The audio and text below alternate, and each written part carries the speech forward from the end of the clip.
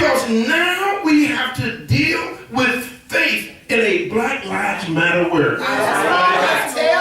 And we've gotten, y'all don't mind if I go down here on the floor. Somebody looked at me funny, and I just, I get close so they understand. We have to deal with the church in a Black Lives Matter world when we're scared, we're afraid to say Black Lives Matter. That's right. Some of us go to our jobs, we so apologetic. Just because young folk run around talking about Black Lives Matter. They do. But what they're not saying is that other folks' lives don't matter. Yeah, that's right. What they're saying is y'all don't treat us like we do. And then in the church, we mistreat our young folk. Come on. And wonder why they don't want to be bothered with us. Yeah. Say that. Can I preach for a minute? Can I just have 1 minute? Because there is a word that comes from God. The reason that the police can keep killing us. The reason that we are now turned on each other and are killing each other is because the faith, the folks who ought to be out here to help us are still sitting in church on Sunday morning. We know the church is important. We know the church matters. But when they're mistreating us on the street, stop telling me how good Jesus is and you ain't involved in the fight to bring justice out here. Can I take a liberty, Pastor Hunter, just for 1 moment? There are some young people in this room. Let's be honest.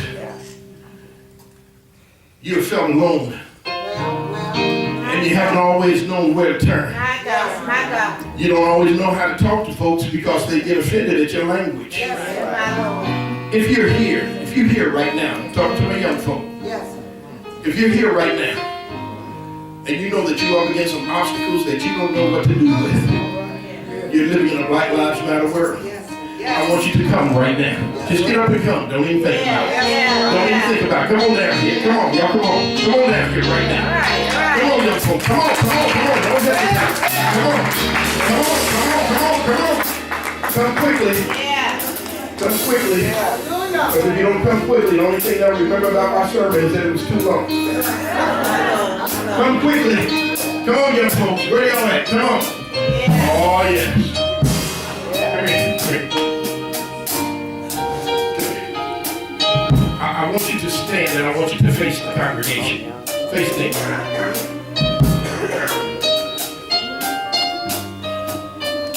Sister Catherine Moore, this is what's at stake. Yes. This is what's at stake, y'all. When the church becomes an active, you look at some old footage of Dr. King. Look at some of the marches. You'll see him in suit and tie. I've been around Chapel. Into that similar Montgomery March. I know what I'm talking about. It's because they walked right out of church and got in the fight. It wasn't better than nobody else because they had church membership and they didn't. This is what we have at stake. Maybe not here, but in other parts of the country, they're being miseducated. System ain't teaching them nothing. First time they get frustrated, they call them bad. Suspend them. Send them home. And instead of us trying to figure out what really happened, we blame the kid. I told you don't go up there and act. You don't even know what happened. They need us. They need us. Fellas, guys, just take 2 steps forward. They're trying to kill as many of them as they can. Because they recognize that as our men go, so goes our people. Do you know the fear that a mother must feel that she can't send her baby to the store at 6 o'clock in the evening and not keep watching out the window praying that he returns? There's something wrong with our system. And what they've done is they've thrown the cheese in the middle of the floor. And the fastest rat gets the cheese. So the ones that are not eating, guess what they do? They did an experiment. They all started turning on each other. That's what they've created in the black community. We don't know how never come together anymore. We've been taught to be macho.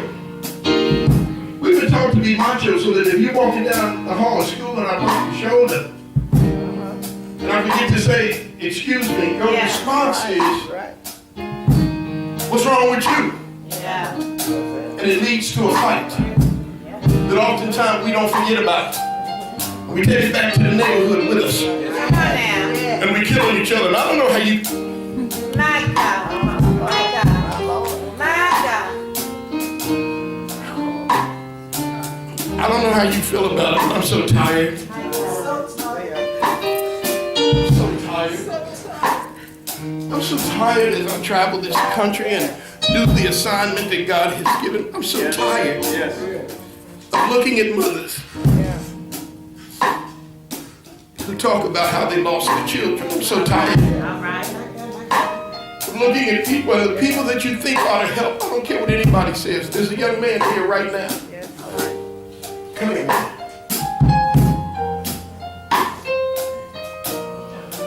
Who knows the police are responsible for the death of his loved one. Oh, yeah. I watched him the other day. Every time we'd get near a policeman, he would hide behind grandma. He was scared to death. My God. This is a society we're creating with our silence, My God. with our being quiet, with our holier than thou attitude. Those people. All right. We are those people. God is calling us deacon and trustee, missionary and partner. God is calling us to go outside. Just to let, step up sisters, just to let the Rekia Boyds of the world, just to let the Draymars, the Laquan McDonald's, the 12-year-old Tamir Rice, just to let them know that we can cover them and keep them safe, but we can't do it staying at home. We have to get involved with them. Finally, one of the people, Reverend Hunt, that we travel with, is a grandmother who was in her home in Detroit with her 7-year-old granddaughter. Look her up if you don't believe me. Ayanna Stanley Jones, 7 years old, was laying asleep. When the police served a warrant and busted in the front door with a flashbang, the grandmother was right there and she was trying to say, my grandbaby. And the little girl woke up and a startled, I guess, policeman turned around and shot that 7-year-old girl dead in front of her grandmother, and then later discovered they were in the wrong address. That's the world I know. That's the danger that our young people face. Police officer was never indicted. Justice was never served. Or a 12-year-old Tamir Rice in Cleveland playing in a park with a gun. When I was little, we used to play with them little things too. And on film, within a millisecond, a police cruiser flies up. Nobody else in the park could have been de-escalated. Police officer kicks the car door open and shoots that 12-year-old little boy dead in that park. And America hasn't gotten outraged at the church yet. We still gather and don't even mention it. How about a John Crawford? Shopping in America's saving place. Well, y'all know about Walmart. Right? And he picks up a toy off the shelf. It's just a toy gun. He picked it up. It was open. He picked it up. Before he could look at it, he slung it on the shoulder and he answered his cell phone. Somebody called 911 and said, "It's a black man in here with a gun." You see it on, how many times have we seen the film? My goodness. The police show up immediately, no questions asked. They open fire. They killed him in Walmart. And there was a nice, from what I understand, a lovely white woman by the name of Miss Richard, who had been shopping in the same aisle with her children, and she wasn't afraid because she knew it was a toy. They didn't even tell her anything. They just shot him dead. She had a heart attack and died on the spot. Oh my God. This is America. And all we can do is get mad at Colin Kaepernick because he won't stand for a stupid song written for a nation that does not treat its people of color with respect. We get mad when they show us images of Charlotte burning, when they show us images of Ferguson on fire. What's wrong with those folk? They're tired. Martin King, we always quote Dr. King like he was just such a good guy, and he was. But we act like he didn't want freedom. Dr. King said, let me tell you something, Dr. King said, stop being so hard on folk that write. He said, writing is the voice or the language of those that are not being heard. What do you think they're going to do? They can't find us for leadership. You know what warms my heart and keeps me on this track? When I go to New York on the street, when I show up in Cleveland on the street, when I pop over to Ferguson and hit the street, and young folks are out there and they marching, they screaming, they hollering, they'll change the language. And somebody will turn around, young folk that I don't even know, and they'll say, hey, there's Red. Ain't that you, Red? I tell my wife I almost have the ugliest mug in the world because everybody can recognize it. And those same young people that were throwing bricks and bottles come over and give me a hug and say, Red, thanks for being out here with us. And at least for a little while, the demonstration becomes peaceful. The anger and the hurt is still there. But then they realize there's somebody who loves God that loves them too. Brothers and sisters, I'm not advocating everybody go out on the street. Truth is, there's some folks I don't want out there with me because they scared. Right. And scared folk will get you killed. That's right. When I walk with those young people, a lot of them look like that. Shoulders, their chest be all out. And that's what my protection is. I walk real close to them. What's up, man? We having a good time. But if we don't bring faith to their fight, their battle for education, for economics, how are we going to tell them they can own a business and they don't see black folks that own businesses now? We must put something in them to save them. And I'm sorry that this is taking long, but I got to follow the Holy Spirit. I'm an ordained Baptist preacher, but I still believe in the gifts of tongue. I believe in the anointing of the Holy Ghost. I believe in everything the Bible says. My grandmama used to say, from kibble to kibble, son, you better believe all of it. The battle is God's, and if we're God's people, we better get ourselves out there. I'm selfish. I'm selfish. I got to get into Charlotte and Tulsa, and I go to Ferguson, all these places. I'm selfish. Because I don't think the Lord will show up till I get there. I keep saying, He's my God. If He's your God. Jackson, Memphis, there's some issues right here. There's some issues right here. We keep electing folk we know.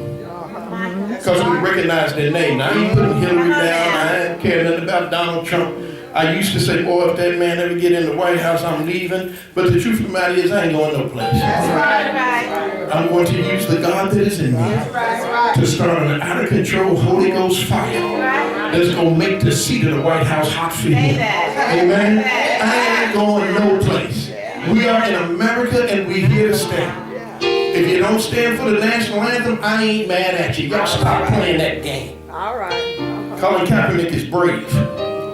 Losing millions of dollars in endorsement deals on a principle, and we still sitting back saying there's something wrong with that. No, it's not. No, it's not. It's God's battle. We have to fight it God's way. That will require our presence. God bless you. I love you. Thank you so much.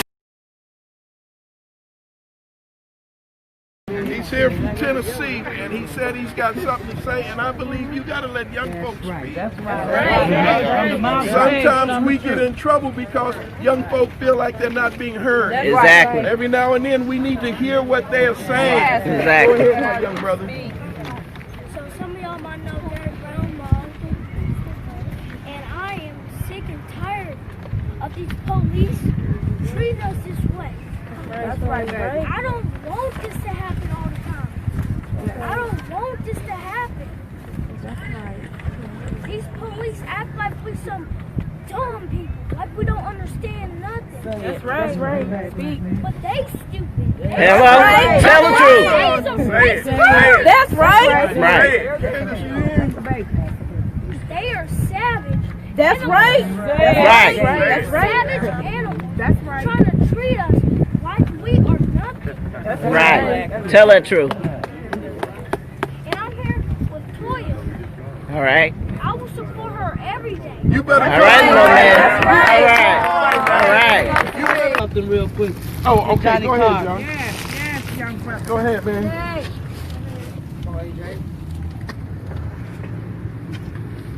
If any of y'all know me, y'all know I'm not a crier like that, and I'm not, but through all the stuff I've been through, Come on.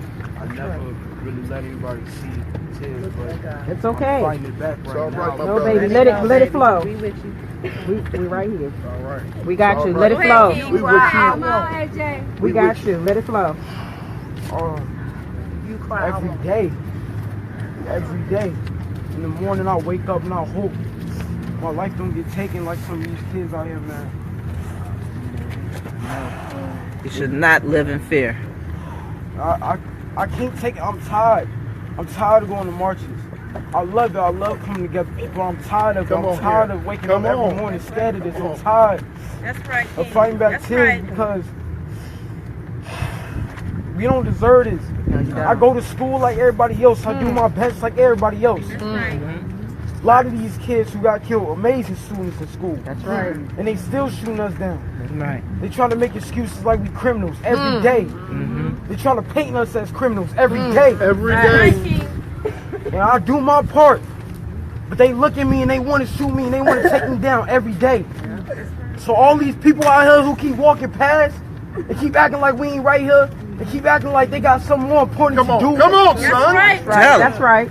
Tell it. Speak on that thing. Tell You it. need y'all to think about your life real quick. That's And right. think about what we fight for. Because this is something that's not just an individual going through it. This is not something just a couple people going through it. Our lives is at stake all the time, every hour of the day. Yeah. Right. That's right. Every day. These police officers they're gonna close this down. They're gonna put up they're gonna block the streets to make sure they ain't over here, they don't want to support us, okay. But we need y'all out here too. That's right. Y'all from Zion, why y'all ain't out here? Why y'all out here? Right. Why y'all ain't fighting with us? Right.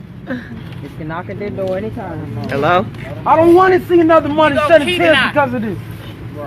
I don't want to shed tears because of this. Keep knocking. Now everybody, I need y'all to get loud. I need them to hear us. Don't be embarrassed. Stand up. Speak for what you believe in. Right. So when I say no justice, you say no peace. I want everybody on this block to hear. right. No justice. No peace. No justice. No peace. No racist. Police. No racist. Police! Come on, get that brother. Amen. Our leaders don't always choose to be. It falls into their lap. These are our leaders. And if we, brothers and sisters, can't learn to be good followers, then we might as well get out the way. These are the leaders. These are the intelligent black women who know what time it is. These are the black women who have lost their babies needlessly, wrongfully, and unjustifiably. And we've come to stand with them simply to say no justice, no peace. Okay. Justice for Justin Howell. I am Samaria Rice, the mother of Tamir Rice. If you guys don't know my story, Tamir is the 12-year-old in Cleveland, Ohio that was playing with the aerosol BB gun and the cop shot him less than a second. My son was no menace to no neighborhood. He was just doing what boys do, play in the park. In this journey, I met a lot of moms, and we're on the same destiny, the same journey, and I'm here to make the government uncomfortable. I'm here to make the government uncomfortable. That's what I'm all about. I care nothing about no police at all. And that's just the way they put it for me. You know, they made me a leader when they killed my son, and I don't have to shut up, and I don't have to be quiet. I'm here in unity today with Latoya Howell, and that's the way it should be. You know. My name is Kimberly Handy Jones. My son was Cordale Quinn Handy. He was executed in St. Paul, Minnesota. I don't call it a homicide. I call a thing a thing. It's not a homicide. They're executing our children. That's right. But let me tell you who I really am. I am Ishola Dawkins. Come on. Vernette You better McFadden. come on. Kim Griffin. Kanisha Lazine. Tyann Williford. I am Aurora Karen Winters. Yes. Candace McCorry. Eric Russell. Anternitia O'Neal. Come on Geneva here. Reed-Veal. Come on. Alicia Kirkman. Call the roll. I am Kimberly Diane Handy. Oh, come on here. Come on here. And my son are their kids. We are all in unity to one here today. And as I said, this was necessary. And we're just going to be open vessels, and we're going to allow God to use us. We can't continue to keep allowing the police to kill our children. I won't even know what it looked like to be a grandmother to my son, as a lot of these ladies, or a lot of them are left to raise their grandchildren. We will never know the possibility of what our children's lives might have been, could have been, that was stolen from us. But I know a thief greater than the thieves down here on earth. I know somebody bigger. I know somebody better. That's right. I don't know what they thought. They thought they executed our sons, but we still here. And like Reverend McCorry said, we standing on the promise of God, and I shall not, I repeat, I shall not be removed. Don't be moved. I'm going to be here. Come on. When things get bad and it looks like it just ain't going to work, I know my God is a way maker. He'll make a way out of no way. He ain't brought me this far to leave me, none of these ladies. And we're going to keep standing. Keep fighting. And we're going to keep fighting the good fight. Oh, I love you. We are purpose, ladies. Come on. God has something bigger. He has something better. And victory is ours. Not say me, but says the Lord. Come on. No justice. No. My name is Ishola Dawkins. I'm from Washington, D.C. I came here today to stand in solidarity with my little sister, That's her. Latoya. You know I know your name and said it the whole week. Latoya Howell. I just want to say, Latoya, I'm here for you. My son was killed in community violence. His name was Timothy Dawkins. He was 24 years old. He was a mentor in his community. He fought for issues like this right here. He traveled with Marian white aldermen, you know, talking about these same issues. He was gunned down in the street. So I feel your pain. It doesn't matter how our children was killed. Our children are no longer here, be it police brutality or community violence. Our kids were killed by the same thing, a gun. So I'm here to support you, stand in solidarity with you, and let you know, show you love. I want our kids to stop killing one another. Who are you working for? Are you working for the KKK? Are you? Because you taking away our youth. You're taking away our future. We gotta stop this. We gotta wake up. Just like the sister got in her earrings. Stay woke. Stay woke, y'all. Stay woke. Come on now. It's not about, you want a pair of shoes. It's not about a beef or not about you being in a block or owning a block or you on my block. It has nothing to do with that. Wake up. Stay woke. Stay woke. I'm going to pass it on. I'm not going to use this. I am Geneva Reed-Veal, the mother of Sandra Bland, and I am not out here playing games. None of these mothers out here playing games. All right. I'm for you today. All right. And so for every reporter back there, I ain't answering nothing. Because I'm here to support her. Come on. And so whatever you need to know, you ask her. Come on. Come on. We're not out here for your money shots. We out here because this is real business. This ain't no reality show. Come on. It's real. Say so, sister. You understand? Say So just because somebody ain't smiling at you, it don't mean they nasty. It means they serious. Right. And they missing it. You better come on. Right. So every time you turn around and somebody's in your face, you kind of, instead of want to do like this, you just not respond. Yeah. You understand? I'm supporting you, baby. There you go. And I'm going to tell you something. It don't matter how your baby left. I don't care what he was doing. You better come on. I do know he was running. He was right. so he was not a threat. And so the doors were open when they took our babies Come in there. on. But they locking the doors now that we stepping up. You understand? Don't you worry about who ain't right here. Because we got you. There you You go. understand that? You got folks here from everywhere. You hear me? You better not shut up. You see, as a unit, we're going to start using hashtag shut up for what? Yeah. All right. Shut up for what? Okay. My. And you cry, you got to cry. You holler, you got to holler. Not a preacher, but you cuss him, you got to cuss. Come on.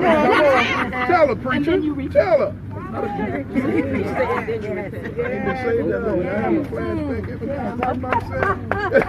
Come on. Let's go. My name is Kimberly Griffin. My son is Kimoni Davis. My son was traveling in Ohio, driving while black. Most of us out here do. They said my son was going 11 miles over the speeding limit. They chased my son 20 miles just to kill him and his passenger. But today is not about my son. Today is about justice. Right? It's And about we all want our kids. justice. It's about all our kids. I Yeah. appreciate you Yeah. being here. It's about all our kids. Yeah, Today, we honor the Howell family. that's right. We love you. Yeah. We need to ask ourselves, when those who take an oath to protect us, but kill us, what do they get? Our kids are gone. We're not getting our kids back. We don't never get to see our children again. But guess what? I was here last year. But guess what? This year, there's new mamas out here. Yeah. Next year, it's going to be newer mamas out here. Get tired, y'all. Yeah. The whole the city of Zion need to be right here right now. All of y'all friends need to be right here. Because guess what? You might be over here with us tomorrow. Right. Wake up. Right. Wake up. Wake up. Stay woke. Not exempt. I want each and every person here to take away from this whole event the fact that when you go home, you get to see your children. All right. You get to see your grandchildren, All your right. parents, your siblings, your loved ones, and that new one that you may fall in love with later. Okay? But we as parents have knowledge of things that we never want to have. Because I can say to you, 364 days, 24 years, 364 days. That's how long my daughter, Adaisha Miller, lived. And nobody should ever know those numbers, especially about their child. Every day there's another mother, another father, another sibling, another uncle, aunt, grandparent, child, looking in a black hole, knowing that their loved one is going in there now.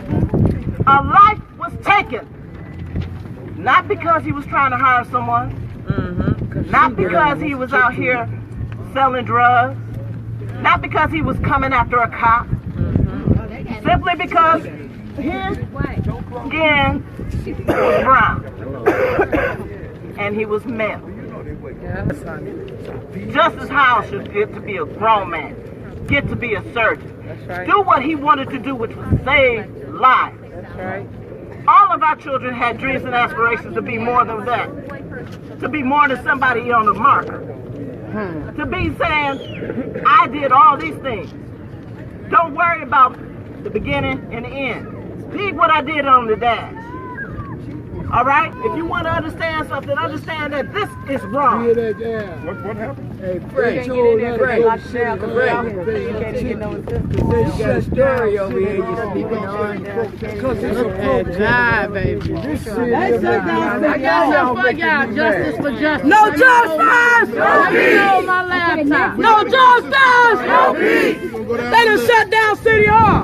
Or did we shut down City Hall? Justice, no peace. No racist, police. Sister Tyann. My name is Tyann. I'm the mother of Derek Brown. He was killed running for his life. I just want to thank Latoya Howell and Alice for bringing us out here. Reverend McCorry, I had nobody until they came to Tennessee to support me. I appreciate you guys so much for making us a part of this. We love you, baby. You ain't by yourself. Right.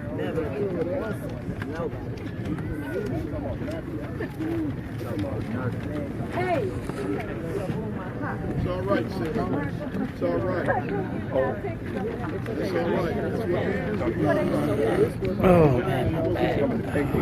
Never alone.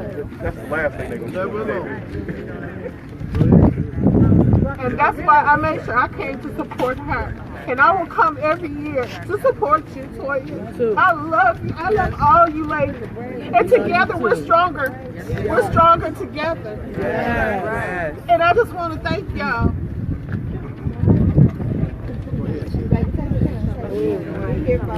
We love you, Tyann. We love you, Tyann. Hi, everyone. My name is Vernette McFadden. I am from Glen Burnie, Maryland.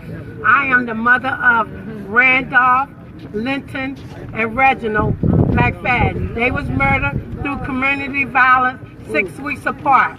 I'm here to support Latoya, and thank you, Miss Alice, because I love you so much. I'm not going to talk loud, but I'm going to say this. I love this color of my skin. I love being black. I love the color of my hair. I did not choose murder. Murder chose me. I am standing here because this is not the color of murder. I will fight to the day for my sons, for your sons, and for everyone's sons.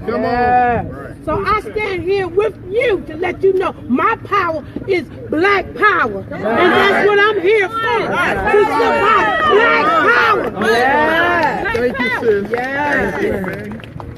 I don't know. I have a big voice. I don't even think I need it. Good afternoon, everyone, and thank you all for being here to support the Howell family. I met Latoya back in October of 2015, just months after Justus was murdered. And I told her that day, and I tell her every day, I am here to support you.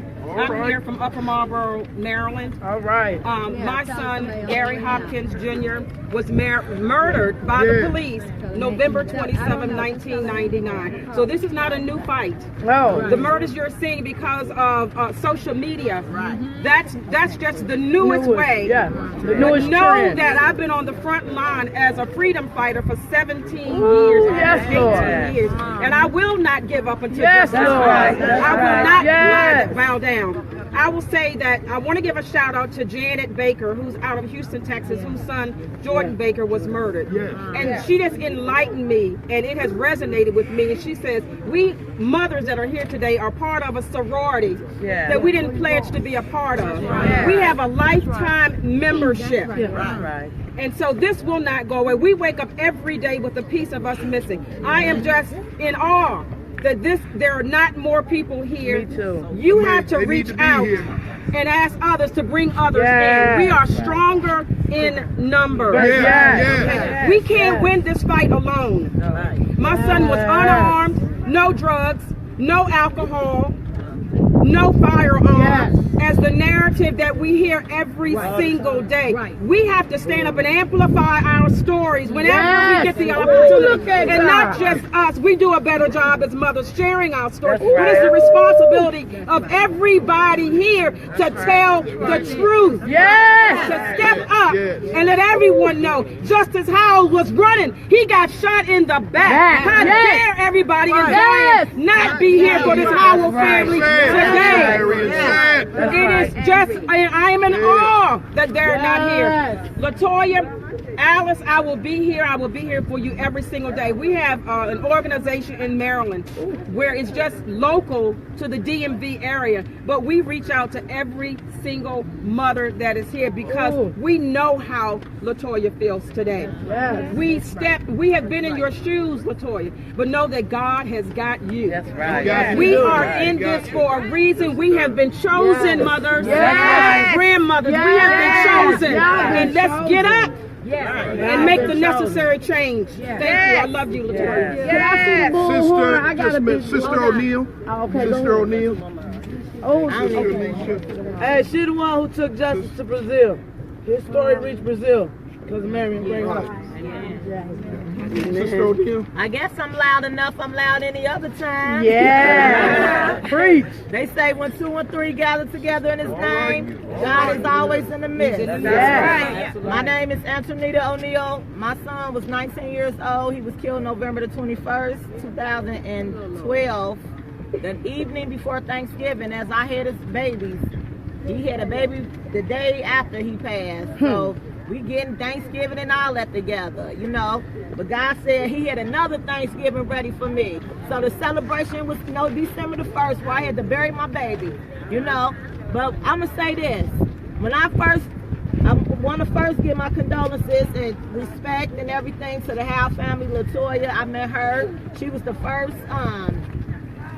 rally and mothers and all that I met, you know, throughout the journey or whatever. And since I met Latoya, I met other mothers where I went. This is my second year being here. And Miss Alice, I love Miss Alice. That's Ain't Miss Alice. And so basically, I just want to say, you know, God be with you, Latoya. May God continue to bless you and keep you, and in the honor of Justus' name, I will forever continue to fight for my son. That's okay, I can talk over Latoya. Come on. Right. Come on, sis. I will continue to fight for justice for my son and for everyone else, you know. And like I said, it ain't always about monetary, because that's what I'm not about. I've been getting it from the mud. I'm from the hood, so I've always got it from the hood. You know what I'm saying? So my thing is this. You share, you invite, and you educate. And that's my whole thing. So if you ain't got the education to provide to other people and to gather these kids and the community together, then we fall. You know what I'm saying? So we got to keep on educating. We got to share. We got to share the invite. We got to educate them to come out. Yes. Each one teach one. Each one teach one. All right. Each one teach one. Sister Kirkman is here from Cleveland, Ohio. Yes. Sister Kirkman. Yes, God. I would like to thank Latoya. Yeah, you got it. Go ahead. My son got killed 10 years ago by a police officer in Cleveland, Ohio. My son, the police officer, you know, was trying to tell my son, put your hands up, put your hands up. And my baby, they caught it on the 911 tape. And my baby was saying, I swear to God, my hands are up, sir. I'm not doing anything. They shot my son's car up 8 times and a bullet ricocheted in the back and, you know, hit my son in the back. So I didn't receive justice like nobody else for my baby. And I'm going to fight to the bitter end until I receive justice, you know. I miss my baby, and y'all gonna get justice. And I'm just so happy that I met all the mothers, because without none of the mothers, you know, I don't know where I'd be right now, because I always prayed to God for 10 whole years. God, don't let me die with a broken heart, because it hurt me so bad that my baby is not here with me. So, like we always say, you know, get everybody, you know what I'm saying, your friends, your family, because if we had all those people, and I always say, please don't let death knock at your door. Come on. Thank you. No justice! No peace! No justice! No peace! No racist! Police! Oh, come on. One thing, because my son was a 19-year-old college student. His last paper that he wrote, his essay was, "It Takes a Village." His last essay was, "It Takes a Village." So let's not allow our children's deaths and murders to be in vain and be part of the village. Somebody ought to holler, it takes a village. It takes a village. Oh, it takes a village. It takes a village. Donna lost her son to police murder. She's here speaking as a mother and also speaking on behalf of other mothers and fathers and sons and daughters brothers and sisters who have lost their loved ones to police violence. Give your hand and your love to this mother who lost her young son to police violence. Donna Dimely. Thank you. First, I'd like to send out a special thanks to the universe for this revolutionary consciousness movement to stop police brutality, repression, and the criminalization of a generation. As a mother, there's a virtual reality I have to face every morning, and that's that I'll never see my son, Marc Fitzsimmons, again. I never thought I'd be here speaking about the murder of my son, Marc, by the LAPD Southwest Division. My son was reared to be a lover of God, family, friend, and neighbor. He was taught to respect law and authority. He was gifted and graduated from Fairfax High School with honors and was accepted to UCLA at the age of 15 years old. He had a great work ethic. However, in his early 20s, he was challenged with bipolar syndrome, a chemical imbalance in the brain which causes mood swings. Little today is known about this illness. This left him vulnerable. And on the morning of July 2nd, 1998, Marc left home around 9 a.m. to go to the Bank of America for me. Little did I know I would never see my son again. On the morning of July 7th, 5 days after he was missing, I received a phone call from my parents who live in Cleveland, Ohio. The Cleveland Police Department showed up at their home and told them to call the Los Angeles County Coroner's Office. My son was dead. My son died within a 2-mile radius of my house in Jefferson Park, where I sit on the board of directors, and yet the coroner's office never notified me or allowed me to identify my son. They tried to convince me it was a rightful killing. They said my son had a meat cleaver and had attacked some unnamed lady. I implore anyone who my son hurt to please come forward. They told me he confronted 2 police officers, Thomas Malcolm and Daniel Russell, Southwest Division. They were afraid of a 5'2" and a man who weighed 125 pounds, so they shot him in the chest to protect themselves. Captain Gary Brennan of Southwest Division told the community of Jefferson Park, where my son planted trees, that it indeed was a rightful shooting. Officer Rodriguez, a robbery homicide, Southwest Division, even told my godbrother, Nevitt Green, who works for American Most Wanted, that my son was confronting the officers and they had no other recourse but to shoot him in the chest. I never believed a word they said. How do you leave home, a law-abiding citizen, disappear for 5 days and then become criminalized? When I received the autopsy report, he was shot twice in the back. Not only was he shot twice in the back, but he was driven from Jefferson and 12th Avenue, handcuffed in the back of a police car to UCLA Medical Center. Yet they gave Robin Lloyd Starks, a reporter for the Sentinel, a timeline when the paramedics was called and arrived at the scene. They blatantly lied and deceived the community. What I'm trying to convey to you today is that we are in a state of emergency. If this happened to my son, I realize it's happening over and over again throughout the United States. It's impacting all our lives. Daily lives are being stolen. As my friend Joy Johnson says, it either paralyzes you or it galvanizes you. This incident enabled me to mobilize my efforts to campaign for public awareness of police brutality, repression, and the criminalization of a generation. As my father told me, you're either part of the solution or you're part of the problem. People do not always feel comfortable exercising their power of choice, but as we know, our not choosing is also a choice, and we are every bit as responsible for the results of our passivity as we are for the results of our deliberate choices. Throughout history, the really fundamental changes in society have not come from dictates of governments and the results of battles, but through vast numbers of people changing their minds, sometimes only a little bit by little bit. By really changing their internal image of reality, people can change the world. As more and more people come to understand this fundamental truth and then take appropriate action, new solutions are inevitable. Transformation can only occur throughout our communities if each of us stand up and be counted. And today, you are the visible demonstration, individually and collectively, that you are standing up and being counted. As my father said, you either stand for something or you die for, or you fall for anything. But today we're all saying enough is enough. No more business as usual, rights for all. Either human rights belong to everyone or they are guaranteed to no one. We are here today demanding rights for all. Thanks for your love, thanks for your support, and thanks October 22nd Coalition and the Stolen Lives Project for providing me this platform to alert and wake up America. Alice, Latoya, thank you all for having me from the bottom of my heart, and we're going to get justice, because it's not just us. Does everybody mind if I don't use this bullhorn? I feel like it makes it really important and personal. And what we're here is for a very personal reason. I'm from Madison, Wisconsin. My nephew was Tony Robinson Jr. He was shot and killed by the Madison, by the whole institution. That's right. That's right. That's exactly right. Latoya has come to every single march that we have had, and just the amazing level of support that I see throughout this community.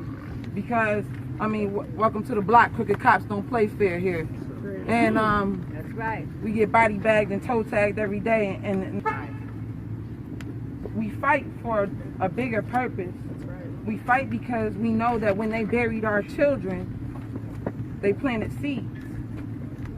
And from those children that they buried, there's something deeper growing, something bigger growing, bigger than any one of us. My nephew knew that he was going to be great, just the way that Justus knew that he was going to be great. And on the way up here, I was thinking what I would say to everybody if I did speak. And I was wondering if everybody could repeat after me. We will not stop. We will not stop until the day that we see justice. Justice for Justus Howell. For Justus Howell. For Justus Howell. For Justus Howell. For Justus Howell. For Justus Howell. For Justus Howell. For Justus Howell. We will not stop. We will not stop until the day that we see justice. For Justus Howell. For Justus Howell. For Tommy Robinson. For Tommy Robinson. For Tamir Rice. Tamir Rice. For Cordale Handy. Cordale Handy.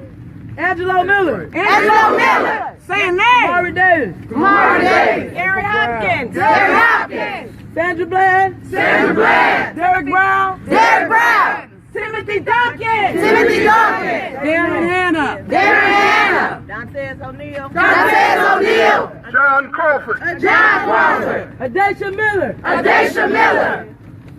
Let's go. Too many names. Too many names. Brandon Jones. All right. Terrence Cullum. Terrence Cullum. Ayanna Stanley Jones. Ayanna Stanley Jones. Justice for all. Justice for all. Darius Finance. Philando Castillo. Philando Castillo. India Kager. India Kager. Do we see the problem? Do we see the problem? Yes. Corinne there are more names that can fill up this whole police station. That's And right. 10 more just like it. Yes. And that is a problem. Michael Wesley. Michael Wesley says Michael Wesley. See, we got a couple of mothers that's not here. Alonzo Smith. Michael Brown. Michael Brown. Christian Taylor. Christian Taylor. Oscar Grant. Oscar Grant. Sean Bell. Sean Bell. And the list go on. All of these names, same result. Something's got to change here. Kevin. Same result. They all in the same. Our kids are gone, and the community is dead. Where are they? I see houses everywhere. I don't see people. I don't see the people out here. See, this is the problem. This is why mothers like us will continue to fight. That's right. We will continue to beat these streets. That's right. Until they see that we ain't going nowhere. That's right. Because they act like they blind, deaf, and dumb. Right. But they will see us get victory. We will gain justice. And we ain't gonna stop. That's right. Tell y'all something about me. Okay? I doubted the whole community design. I doubted the whole entire. Al, you know. Okay? But God showed me. Okay? God showed me that these lights is all we need. He showed me that these lights are all we need. And it's power in every single last one of y'all. That's right. And as long as that we have this power burning in us, they will see. Thank you, Lord. Thank you for giving me the word. They will see. We will gain this victory. And I'm tired of saying, oh, where are my supporters? That's about to end. That's about to end. I'm about to change that on up. Because he giving me these words as I speak, y'all. That's right. So let me tell y'all, thank y'all for the support. And y'all continue to be with me. Because I'm here for y'all too. I ain't gonna stop, and I'm gonna get greater. We will get greater. That's right. I believe that and I receive that. That's right. And it's power in numbers. Power in numbers. And there she goes up on the stage. Hello, Washington, D.C. Welcome to Black Lives Matter Plaza. It's so wonderful to see everybody peacefully protesting, wearing your mask. You know, if you're like me, on Monday you saw something you hoped you never see in the United States of America.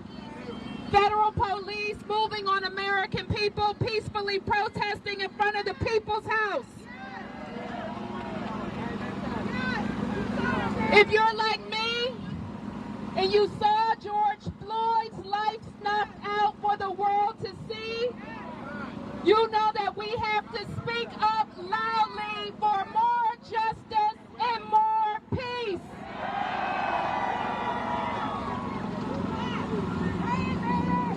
And if you are like me, I have a 2-year-old girl. I want her to grow up in a country where she's not scared to go to the grocery store, not scared to go to work. I want her to grow up in an America where she can be a senator in the 51st state in Washington, D.C. Special report, Remembering George Floyd. Reporting from Minneapolis, here's Lester Holt. Hello, everyone, and welcome. We are here at North Central University in Minneapolis to bring you live coverage of the memorial service for George Floyd, the first in a series of observances that will culminate in his burial next week in his home state of Texas. 10 days ago, just over 2 miles due south of here, George Floyd's life ended at the hands of 4 Minneapolis police officers, including one who pressed his knee into Floyd's neck for nearly 9 minutes as he lay dying in the street. Those officers, as you know by now, were fired and have now all been charged in his murder. In death, George Floyd has become larger than life, known the world over as a symbol of police brutality against African American men. His name now a rallying cry for change and social justice.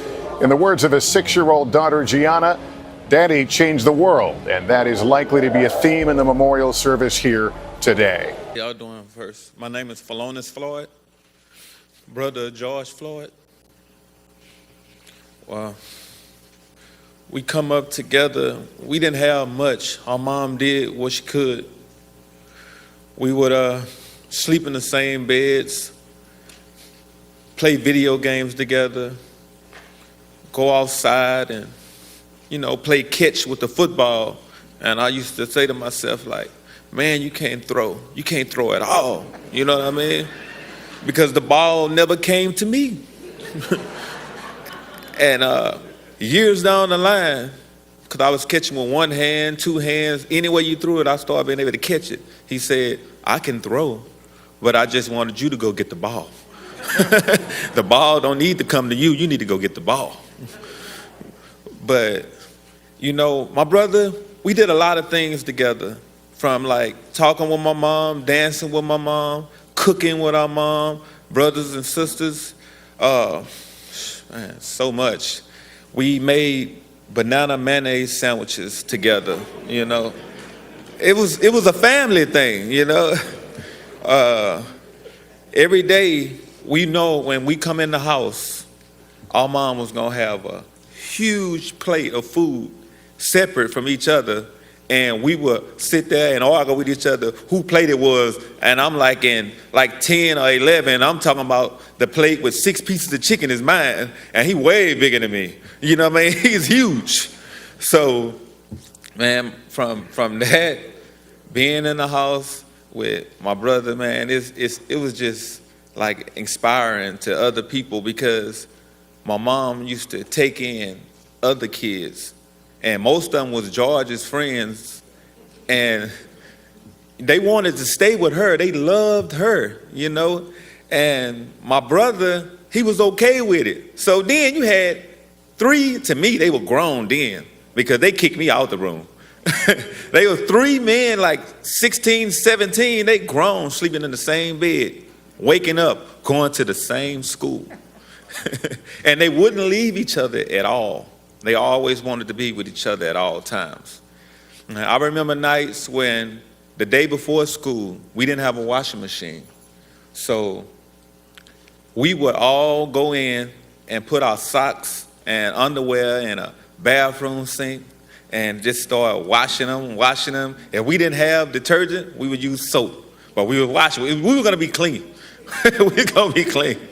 So we would literally, right after that, we would take the socks and hang them over the hot water heater.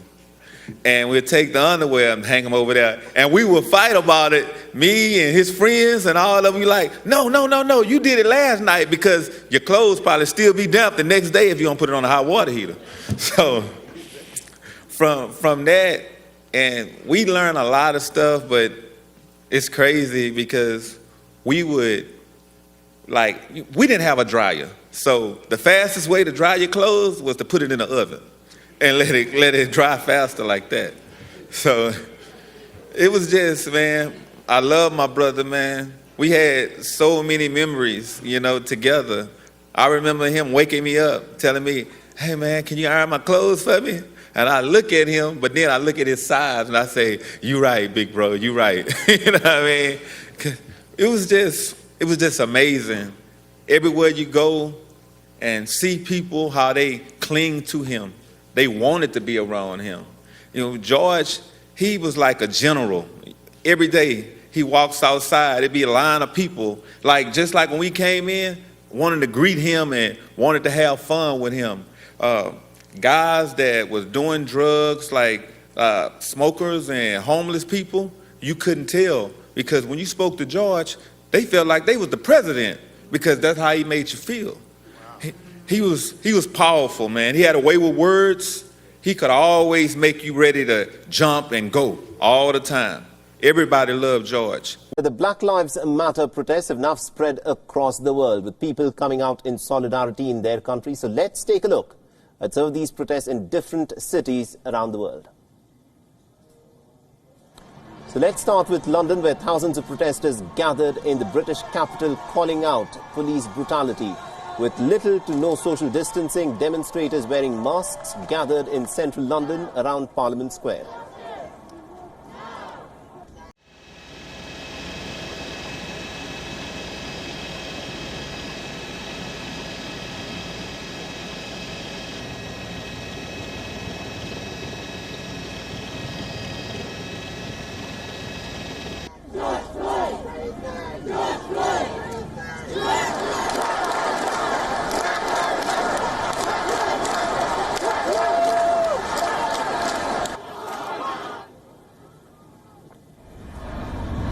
And in Berlin, protesters were arrested after throwing stones and bottles at police officials. Thousands of protesters gathered to show solidarity with the Black Lives Matter movement. The demonstrators also gathered in other German cities such as Munich and Frankfurt to protest against racism, police violence and the death of George Floyd.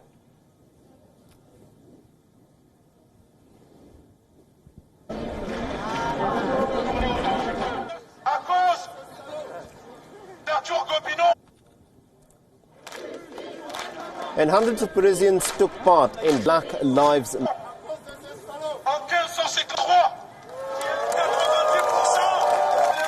Matter rallies to demonstrate against police brutality. The French authorities have banned and demonstrators in the northern French city of Lille even took the knee on demonstrations that were planned outside the US Embassy and also on the lawns near the Eiffel Tower, honoring George Floyd.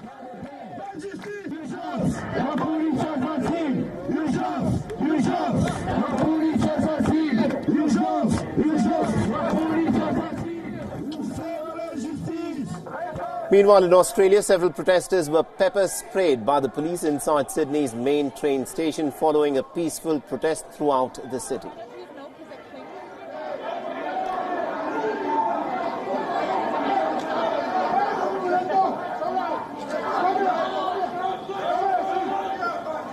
They're wearing black masks with the Korean words for "can't breathe" written on it. Dozens of South Korean activists and foreign residents marched down the streets of Seoul in solidarity with the Black Lives Matter movement.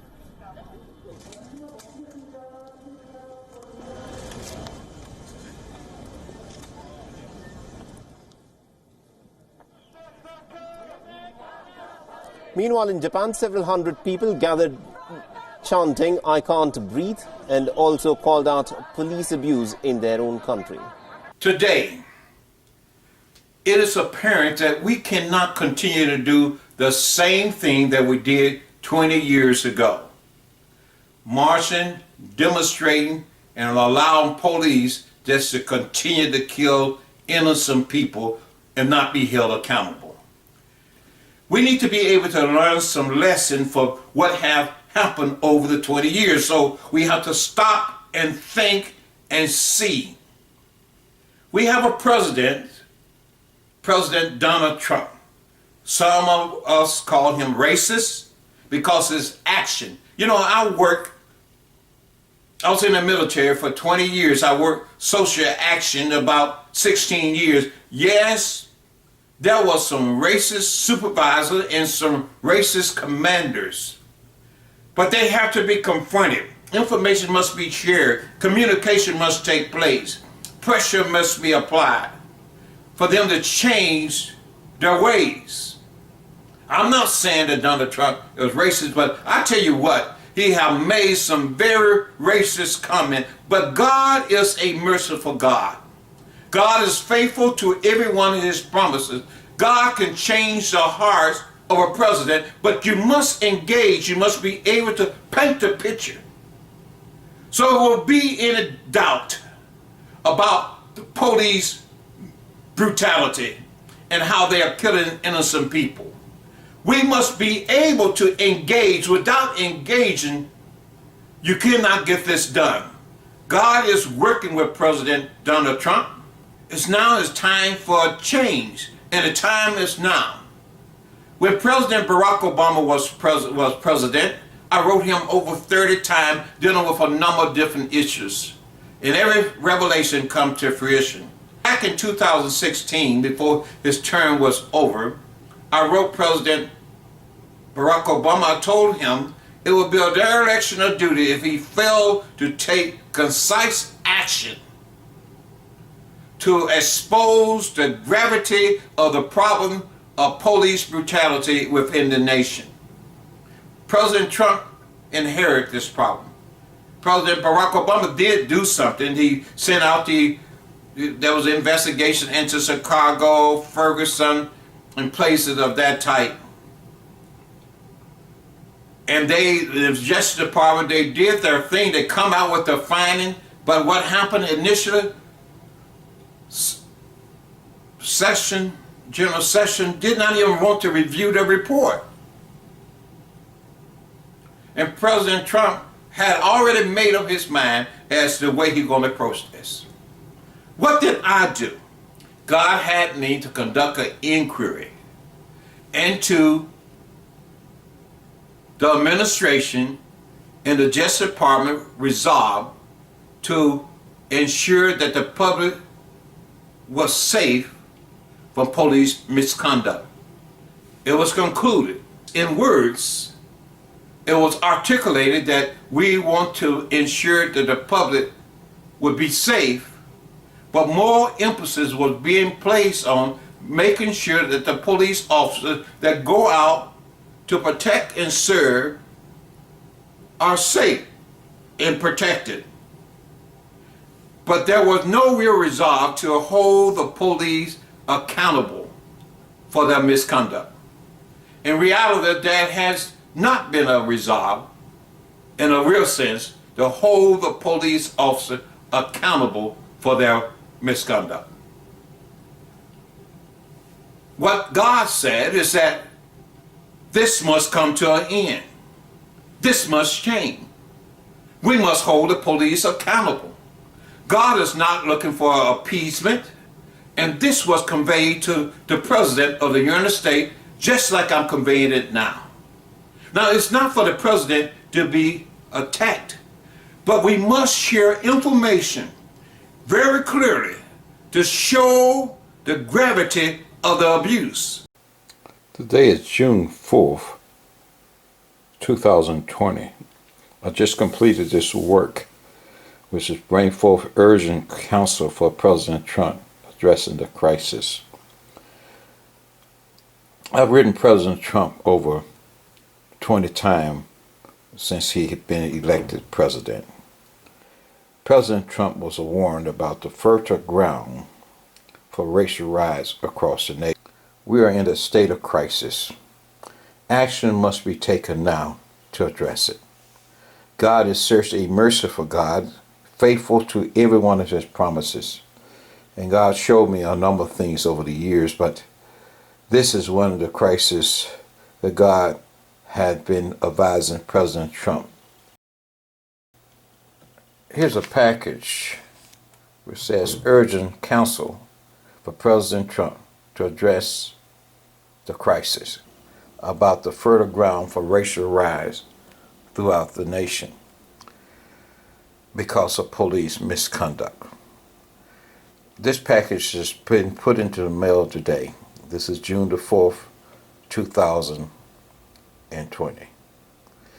Not only is this package going to him, but also a package going to his chief of staff and also one of his spiritual advisor, and also to the Attorney General of the United States, and of course President Trump, and also someone else that's in the ministry who have the ear to President Trump.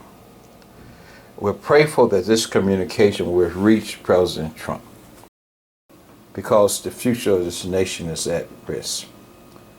But there's information contained therein that could help chart the course to heal this land in the name of Jesus. We have to be prayerful. It's time for the nation to come together and recognize the fact it's going to take all of us working together. If we are praying people, we need to pray now. If we are a member of the House and Senate, we must work together to that end to ensure the safety of our people and law and order is returned to this land. God have called us to do this work. Thank you for watching the video. This is the first step.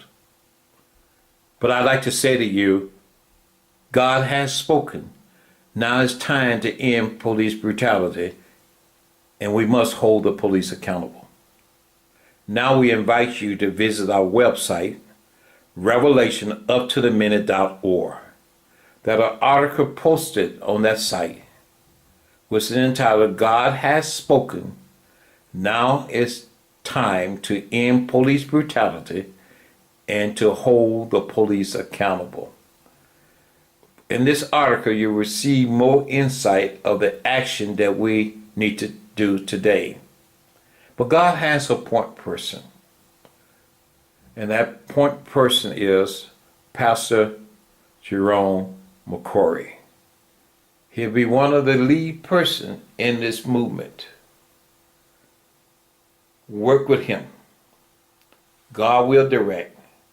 God will order his footstep in your footstep.